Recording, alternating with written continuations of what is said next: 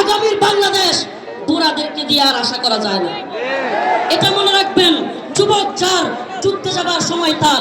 আমাদেরকে রিমান্ডে নেওয়া হয়েছে, আমাকে বলা হয়েছে, আমি বলেছি এই প্রধানমন্ত্রী যার কোনো ভিত্তি নাই তারে আমি মানি না, এজন্য আমাকে নিষিদ্ধ করা, আমাকে রাষ্ট্রদ্রোহী এগুলো বলে চালিয়ে দেওয়ার চেষ্টা করেছিল। আল্লাহর ফয়সালা আজকে ছাত্রলীগ নিষিদ্ধ হয়ে গিয়েছে। এবং আমাদের উদাত্ত আহ্বান থাকবে, আখিরি পয়গাম, আমার শেষ কথা, নামাজের সময় হয়ে যাচ্ছে, আমি নামাজে চলে যাব।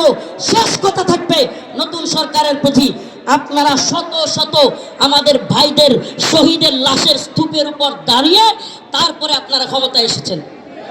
আপনারা জেল সেলাইয়া কিংবা একেবারে ফুর্তির মাধ্যমে কিংবা আনন্দের সাথে আসেন নাই। আপনারা কোনোভাবেই ভারত কিংবা আওয়ামী লীগের ব্যাপারে নমনীয়তা পোষণ করবেন না। এটা আমাদের ছাত্র সমাজ মেনে নিবে না। একটা কথা মনে রাখবেন, উদারতার নামে জালেমদের প্রতি নমনীয়তা, মাসলুমদের সাথে গাদ্দারি।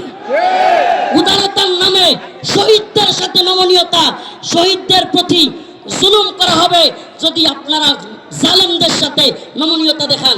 জালেমদের সাথে, আওয়ামী লীগের সাথে, ভারত ইস্যুতে কোনো নমনীয়তা চলবে না, চলতে দেওয়া হবে। আমরা উপদেষ্টা বানাতে পারি, উপদেষ্টা ফেলতেও পারি। ছাত্র সমাজ আপনাদেরকে এজন্য এনেছে যে আপনারা বিপ্লবের স্পিরিট বুঝবেন, আমাদের পালস বোঝার চেষ্টা করবেন। আমাদের পালস ভারত বিরোধী।